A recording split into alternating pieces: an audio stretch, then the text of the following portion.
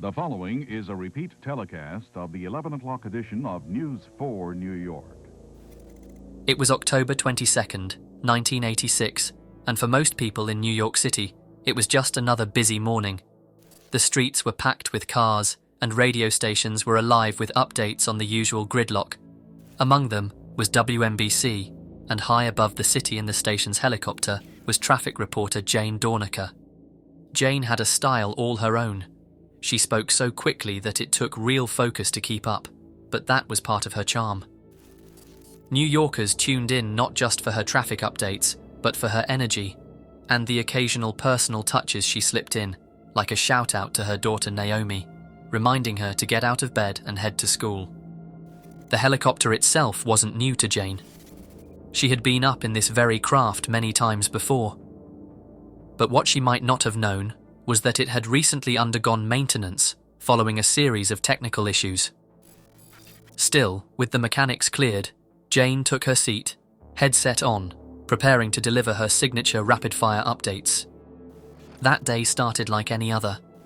Jane took off in the WNBC helicopter, ready to guide her listeners through the morning gridlock. But as she began her report, something happened, something that no one listening was prepared for. At 4:44 p.m., the Enstrom F-28 helicopter Jane was aboard was flying at roughly 75 feet above the Hudson River when it began to experience catastrophic mechanical failure. But then, her composure broke. Her last words, captured live on air, were desperate and haunting. Okay, here's Jane Dornacker now on the helicopter. Thank you very much, Joey. There was indeed an accident southbound on the Major Deegan at the Mosholu Parkway, an serious accident involving a tractor-trailer and a car. It has been pushed off to the shoulder, but now watch out there now, because another flatbed truck is going to have to come to clear it, so yield right of way. Northbound on the BQE, we spotted that disabled vehicle in the right-hand lane before the Kosciuszko, not causing much of a backup, but further northbound there on the BQE, traffic is very heavy past the Kosciuszko all the way over to the LIE.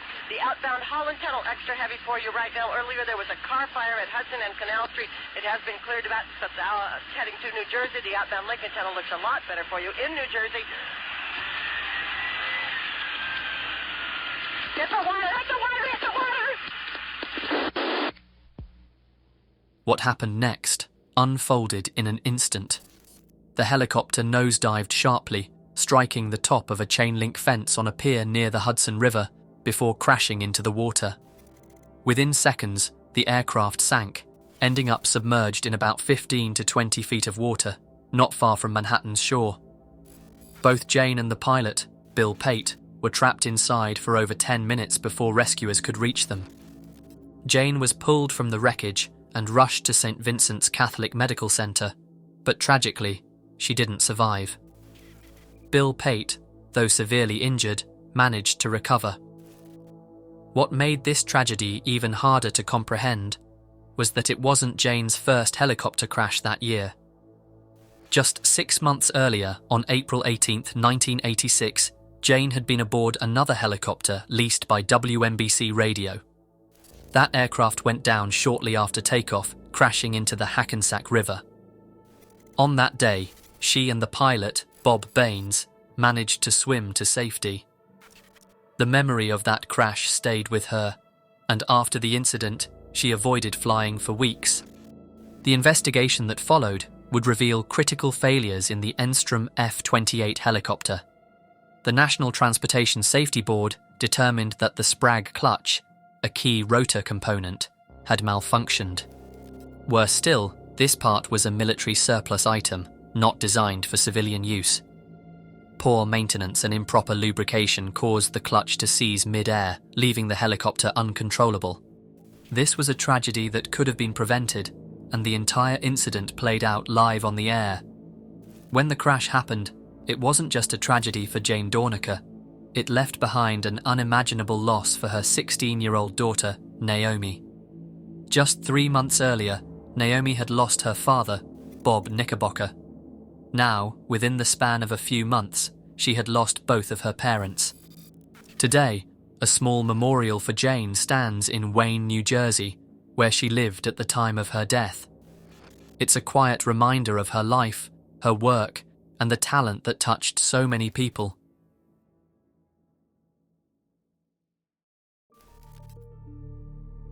It was a quiet evening on July 10th, 2014.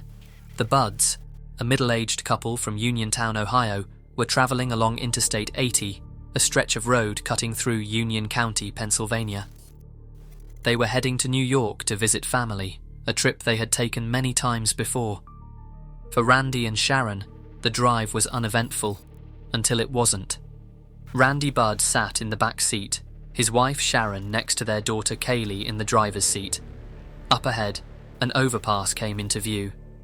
What they couldn't see was the group of teenagers standing just above them, leaning over the edge.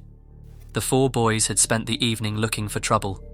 They'd smashed mailboxes with baseball bats, driven through fields, and even stolen steaks from a grocery store. By the time they reached the overpass, they weren't done. They'd picked up rocks earlier, big ones, and now they were tossing them onto the highway below. The first few rocks missed their targets, landing harmlessly on the asphalt. But the boys didn't stop. As Kaylee drove closer to the overpass, one of the boys, Dylan Lahr, grabbed a rock that was heavier than the others. Without hesitation, he dropped it. The rock fell, gaining speed, and struck the Budds' car directly on the windshield. Inside, the sound of the impact was deafening. Randy later described it as an explosion, loud and disorienting. The rock slammed into Sharon's face, leaving her critically injured. Glass scattered everywhere as Kaylee struggled to pull the car to the side of the highway. Randy, in the back seat, froze. He looked at Sharon and realized the situation was far worse than he could comprehend in that moment.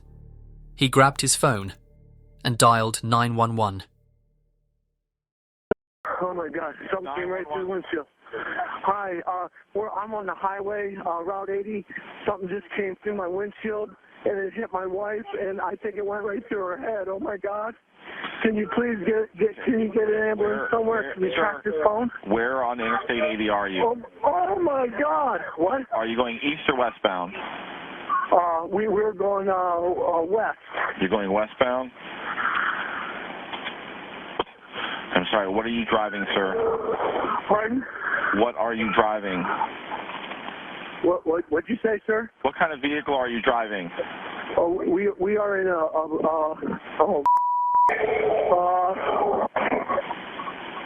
we're in a Rogue, a Nissan Rogue. Pulled off on the left-hand side. This is bad. Okay, what color is your vehicle? Something came right through the windshield, sir. I understand. What color is your vehicle? And you know what, sir? I cannot hear you. What color is your vehicle? It's black. Okay, do you have the four-ways on?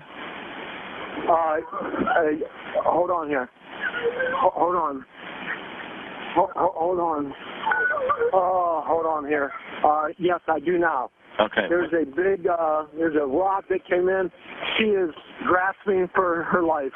Okay, what is your name, sir? My name's Randy Budd. The phone number you're calling Oh my from? God. Half her brain's gone. Oh my God. Oh my God. Is there anybody else in the car with you? Yes, my daughter was driving. All of a sudden there's an explosion. A rock went right through the windshield and hit her right in the head. Okay, how old's your wife, sir? Pardon? My wife is 53. 53. Okay. All right, sir. We're going to send some help out there to you, okay? In the meantime, try not to move your wife. Don't touch anything, and we're going to get some help for you. Yeah, okay. We won't touch anything. Don't touch anything, Mom. So you have us located? Yeah, I know where you're at. Okay. Okay? Okay, thank you. You're welcome. Sharon Budd was rushed to Geisinger Medical Center in Danville, Pennsylvania. Her injuries were as severe as anyone could imagine. To save her life, surgeons had to remove part of her skull to allow her brain to swell. Sharon, who had already beaten breast cancer, lost sight in her right eye. Her recovery would take years and change every aspect of her life. As Sharon began her fight to survive, the case against the teenagers responsible moved forward. Kiefer McGee, Tyler Porter, and brothers Dylan and Brett Lahr were all charged as adults. One of the boys, Tyler Porter, pled no contest to conspiracy to commit aggravated assault. The others faced varying sentences. Brett Lahr received 18 to 24 months in prison, while his brother Dylan was sentenced to 54 months to 24 years. McGee and Porter received similar ranges, with their minimum sentences starting at just under a year. But the sentences weren't what people were talking about. Many were focused on the lives left broken in the aftermath, most of all, Sharon's. Today, Sharon lives in an assisted living facility in Canton, Ohio. Her days are quieter now, filled with simple pleasures like taking walks, reading, and watching old episodes of Seinfeld and Chicago Fire. Her sister-in-law, Rhonda, says she still loves to tell stories, finding moments of joy despite the limitations placed on her life. While Sharon focused on healing, Randy Budd turned his attention to making sure this wouldn't happen to another family. He became an advocate, urging the Ohio Department of Transportation to install protective fencing on highway overpasses. He wanted to make it harder, if not impossible, for anyone to repeat the actions that had torn his family apart. But the weight of what happened to Sharon and the years of caring for her began to take a toll. Randy carried the burden of the incident with him every day. In 2016, just 2 years after the attack, Randy was found dead in his home. He had taken his own life. In the hours before his death, Randy had been on the phone with his brother several times and sent a series of text messages to family members. He also messaged Gene Yore, the lawmaker who had introduced the fencing bill. His message to Yore was short, but spoke volumes. "Please," he wrote, "get the fence issue settled."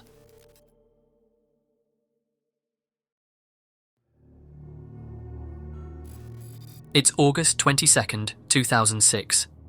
At Rostov-on-Don Airport in southern Russia, everything is business as usual. Among the many flights departing that day is Pulkovo Aviation Enterprise Flight 612, a routine service from Anapa to St. Petersburg. The aircraft, a Tupolev Tu-154M, is already on the tarmac, ready to go. By now, it had racked up 25,000 flight hours, a significant amount, but not unusual for an aircraft of its kind. The flight was staffed by an experienced team. The captain, Ivan Korogodin, his colleagues called him Vanya, had over 12,000 hours of flying experience.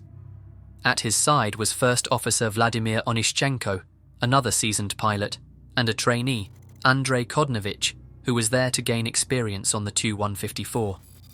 The rest of the crew included a navigator and a flight engineer, each with years of expertise under their belts. By the time passengers were boarding, the plane was ready to go. It didn't even need to refuel in Anapa. Everything was running on time. At 3:05 p.m., the engines powered up and the aircraft began its smooth taxi to the runway. Minutes later, it lifted off into the sky. For the first part of the journey, everything was quiet, just as it should be.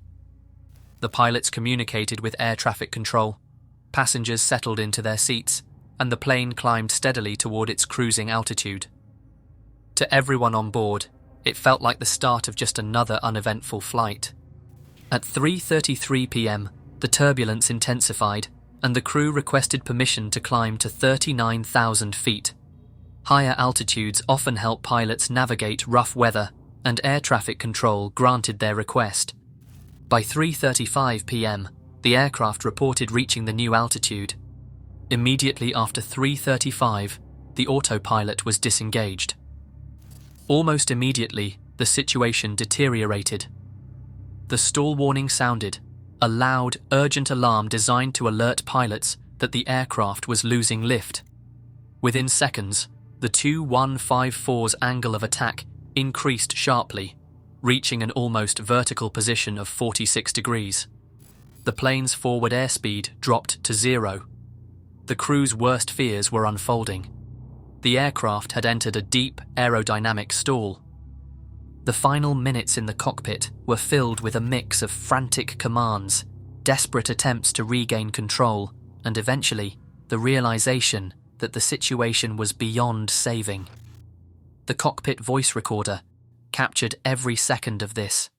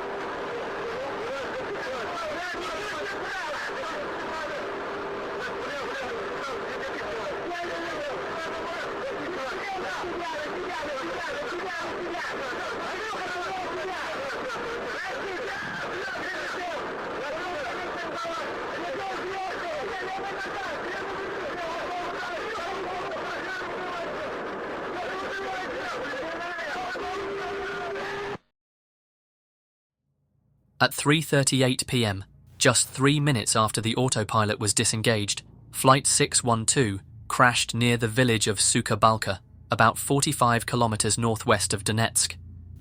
The impact was catastrophic, taking the lives of all 170 people on board instantly. Witnesses on the ground described seeing the plane plummeting out of the sky before bursting into flames upon impact. Among the wreckage, some passengers still strapped into their seats were visible, but none showed any signs of life. The investigation, led by the Interstate Aviation Committee, revealed that the crash was caused by several key factors. The crew had been flying manually at an altitude where the margin for error is razor thin. When the aircraft stalled, it entered a flat spin, a dangerous aerodynamic condition that is almost impossible to recover from at such altitudes. The IAC report pointed out major issues. The flight manual and training didn't properly prepare the crew for manual pitch control at high altitudes. Without proper simulator training, the pilots weren't ready for this kind of situation. On top of that, choosing to climb into turbulent weather made things worse, setting off a chain of events that quickly spiraled out of control. The final recording from the wreckage reveals the raw reality of those last moments. It's hard to hear, not because of any graphic sounds, but because it exposes the humanity of the crew as they faced the impossible.